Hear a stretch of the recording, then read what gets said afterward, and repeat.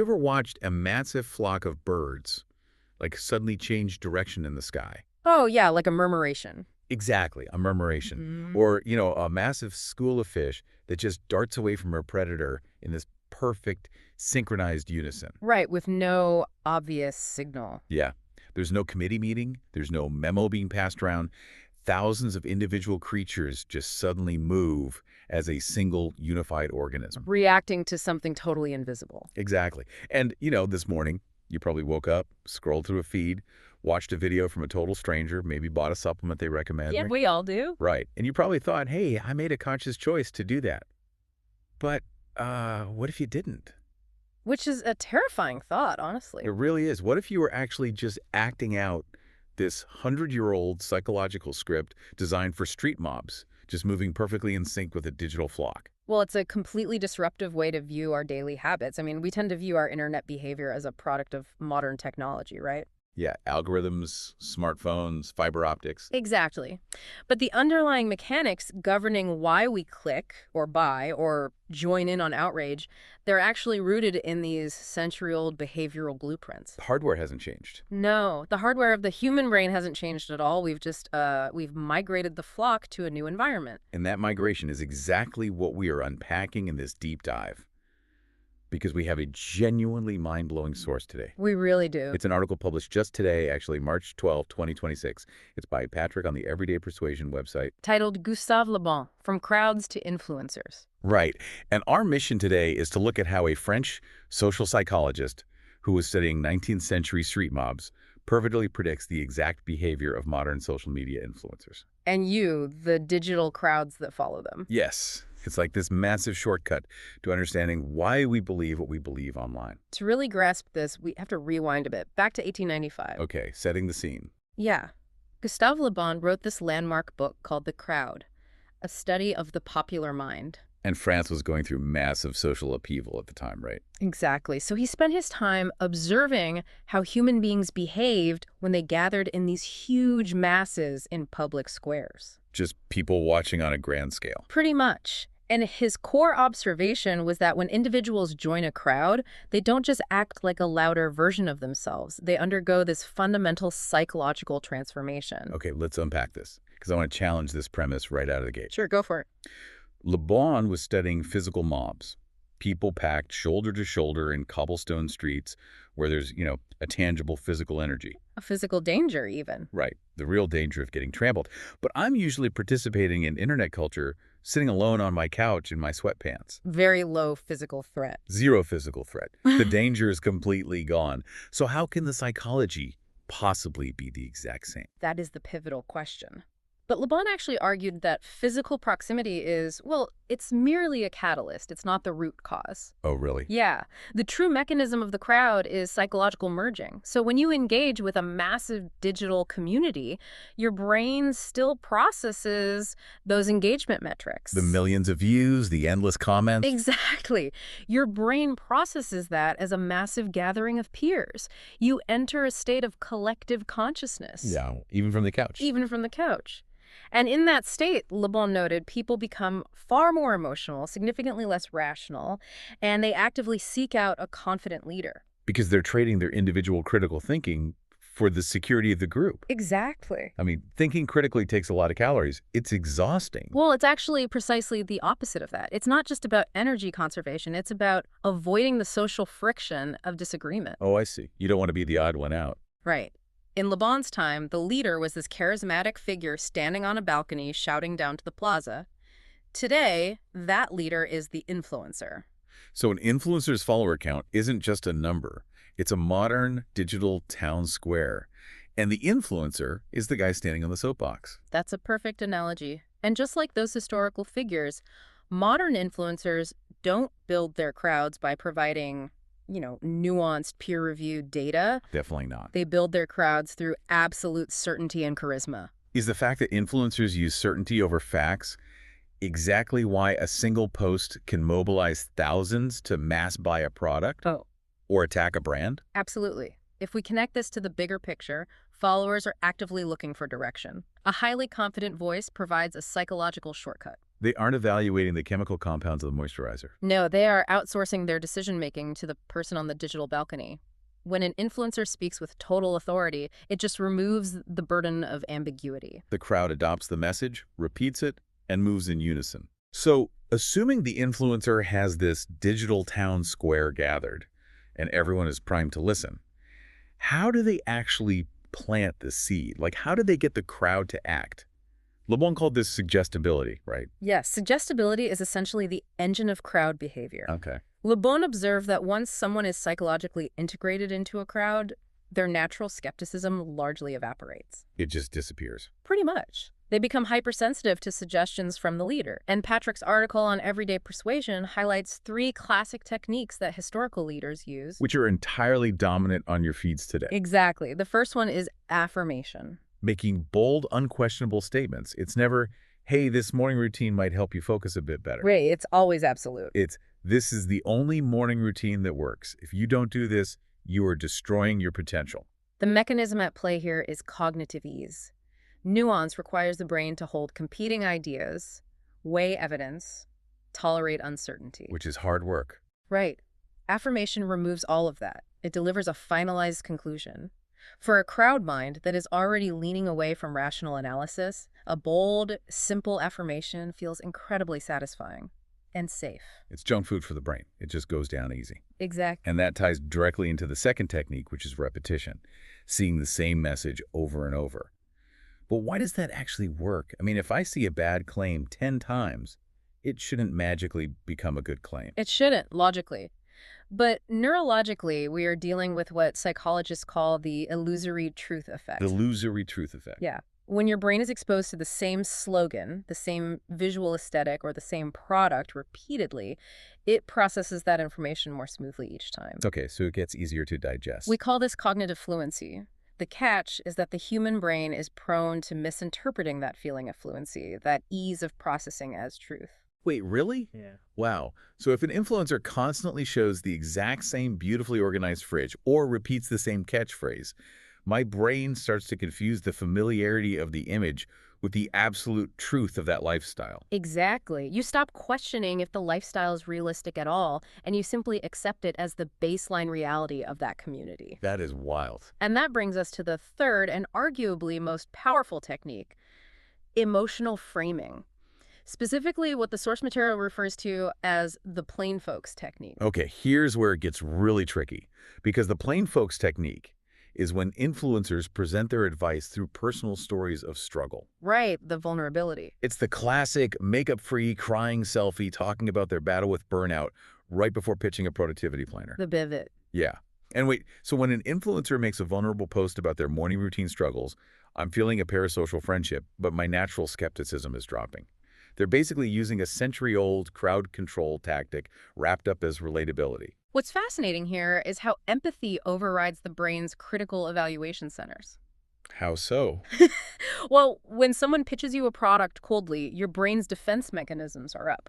You're actively looking for flaws in the argument. Right, I know I'm being sold to. But when an influencer frames a productivity method as a deeply personal, emotional triumph over despair, you aren't evaluating a sales pitch anymore. You are empathizing with a vulnerable peer. My natural skepticism drops because I'm biologically wired to comfort a member of my tribe who was in distress. Precisely. The emotional vulnerability acts as a Trojan horse.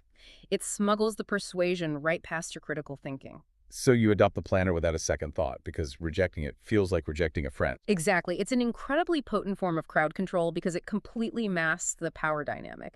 It feels like horizontal peer-to-peer sharing, not vertical top-down leadership. It's the illusion of friendship, weaponized as marketing. Unbelievable. Okay, so the influencer has successfully planted a suggestion in a subset of their followers using affirmation, repetition, and this vulnerable emotional framing. Right. But a few followers buying a planner doesn't make a cultural phenomenon.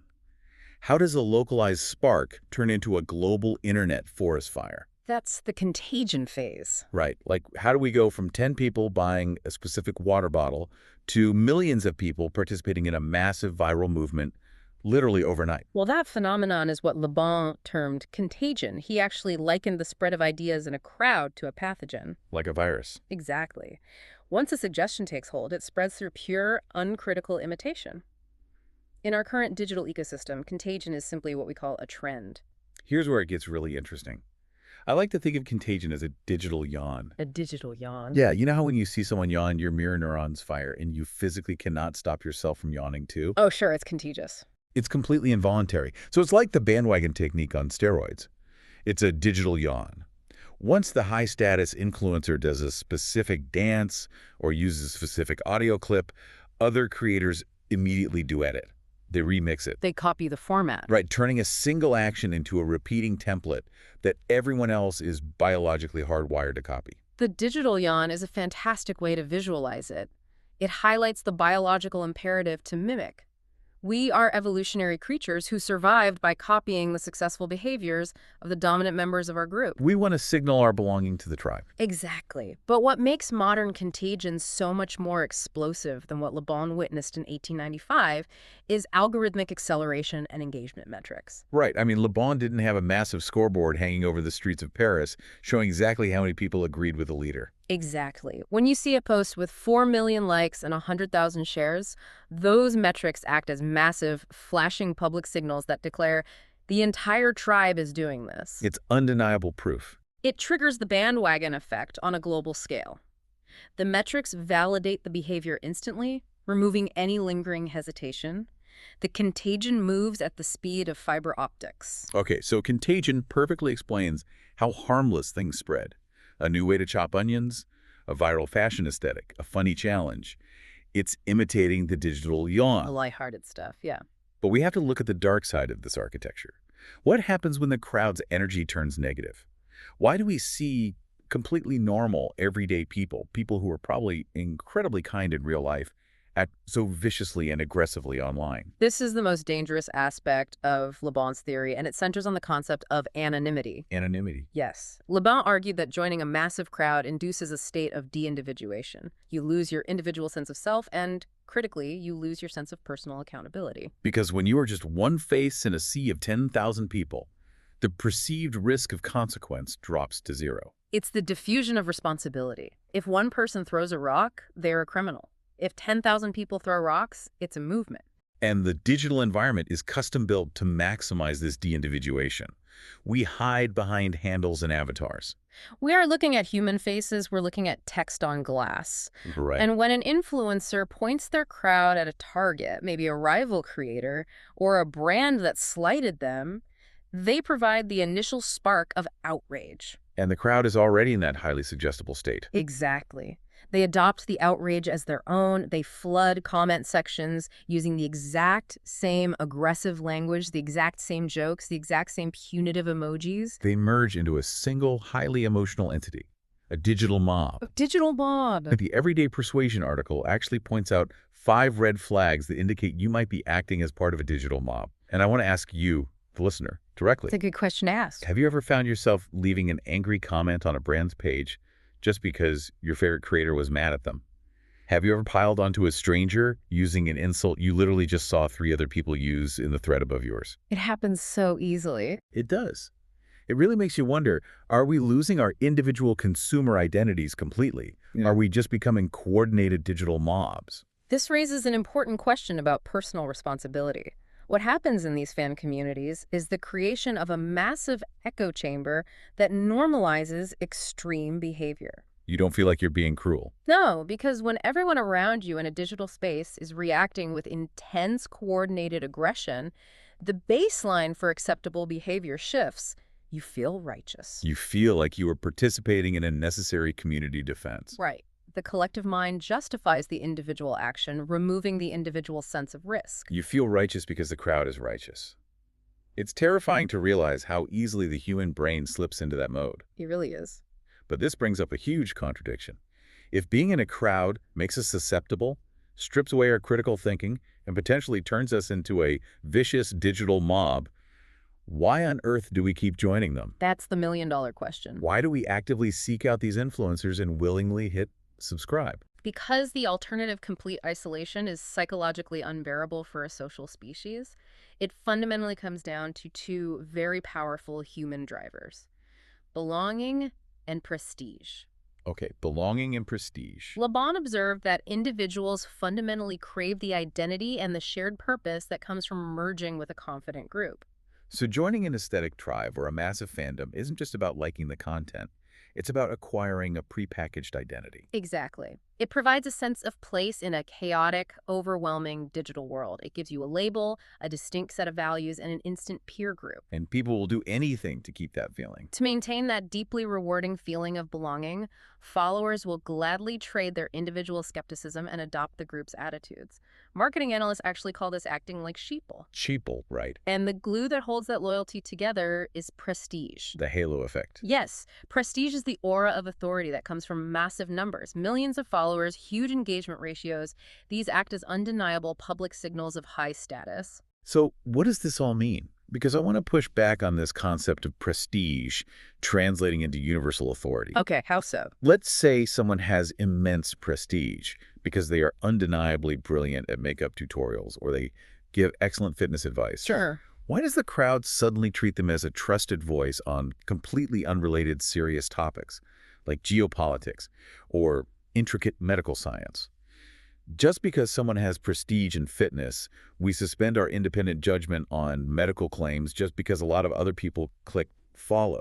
That is the exact cognitive trap Le Bon warned about over a century ago. Really? Yeah. The human brain struggles with domain dependence. Once an influencer acquires prestige in one area, the crowd grants them a generalized halo of competence. So the expertise just bleeds over into everything else. Exactly. The crowd already views the influencer as the authoritative leader of their tribe. So when that fitness influencer suddenly starts making bold, affirmative statements about complex medical science, the crowd doesn't revert to critical thinking. Because reverting to critical thinking would mean breaking the psychological merge of the crowd. Exactly. It would require stepping out of the comfortable, low-friction environment of the group mind and evaluating the data as an isolated individual. Which we don't want to do. No. The crowd applies the exact same suggestibility to the medical claim as they did to the fitness routine. They trust the familiar voice, not the underlying expertise. Wow. The prestige transfers across domains effortlessly because the crowd isn't looking for facts. They are looking for the leader's absolute certainty. They are essentially using the follower count as a proxy for universal truth. Precisely. This is one of those deep dives that really fundamentally alters how you view the screen in your hand. It's incredibly empowering to actually see the machinery at work, to pull back the curtain and realize that the overwhelming, chaotic nature of the internet isn't random. Not at all. It's highly structured psychological architecture. Once you understand the mechanics of the 19th century mob, the 21st century feed becomes completely transparent. Awareness of how your brain is being influenced is really the only meaningful defense against the crowd mind. Absolutely. So to wrap this up and bring it all together for you listening, the ultimate lesson from Patrick's article on everyday persuasion is that a psychological crowd doesn't require physical proximity anymore. It hasn't for a while. Right. You don't need to be shoulder to shoulder in a Parisian town square to lose your individuality.